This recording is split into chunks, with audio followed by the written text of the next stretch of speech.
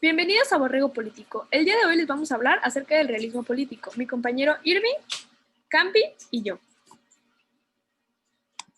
Primero les tengo que hablar sobre Norberto Bobbio. Es considerado un autor conservador por el realismo y también un poco original debido a su remisión constante a los clásicos.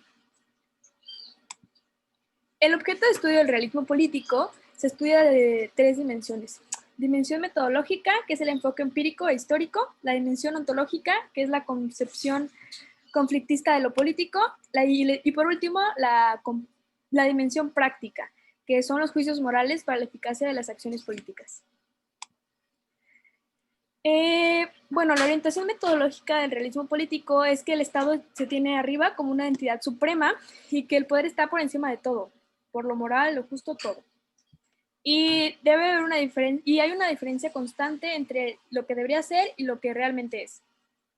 De igual manera tenemos los ideales morales, que son la justicia y el bien, pero estos no tienen nada que ver con el poder. El poder siempre va a estar arriba y no hay nada más que el poder. La naturaleza de la teoría viene desde Sócrates con los diálogos platónicos y se desarrollan pues, en escuelas alemanas, Gran Bretaña y Estados Unidos. Se mencionan autores bastante famosos como son Sócrates, Maquiavelo, Hobbes y Marx.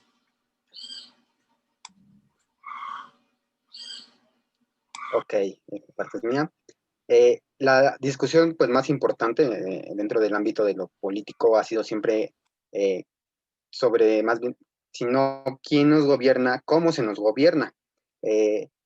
La política debe pues concebirse como un ámbito limitado, funcional y legalmente. Ni la política ni todo lo político es política.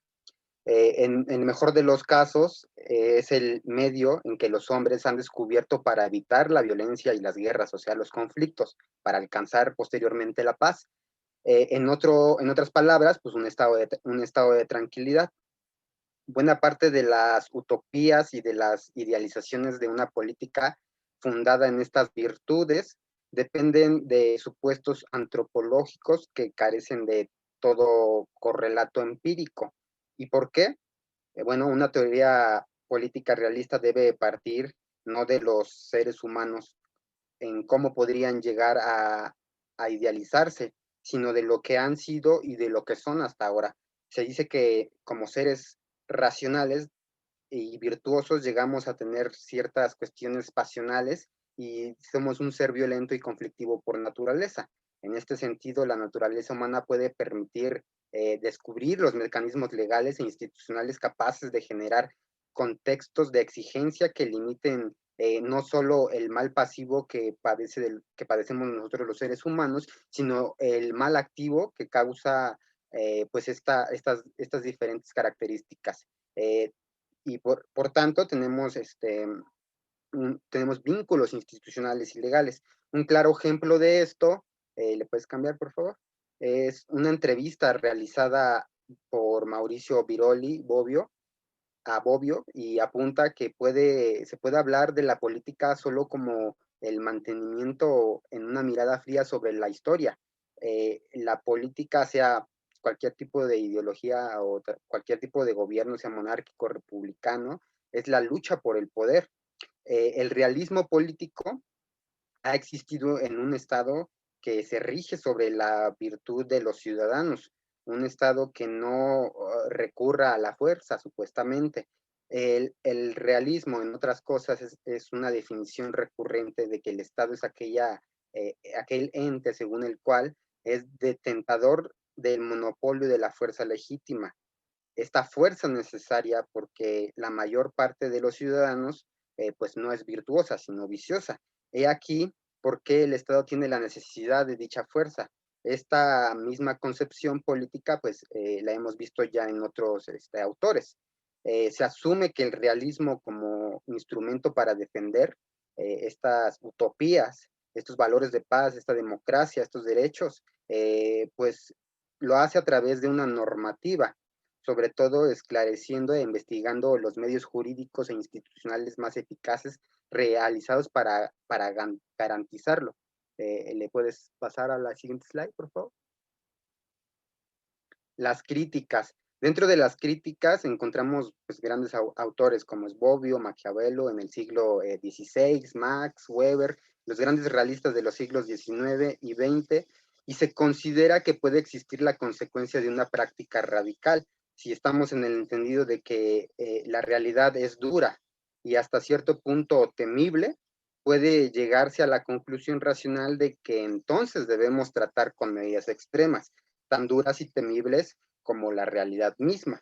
Eh, por ejemplo, los condottieri, me parece que con Maquiavélico, o los revolucionarios implacables de Marx, o los mismos políticos carismáticos de Weber, eran pensados a sí mismos como políticos que podían y hasta debían apelar sistemáticamente a esas medidas extremas, de altísimo costo humano y moral, supuestamente porque solo era posible así alcanzar sus grandes metas.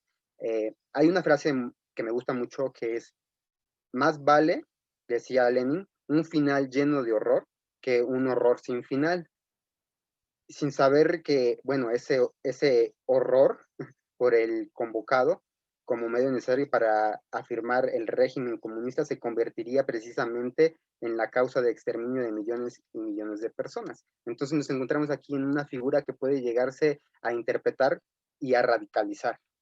Gracias.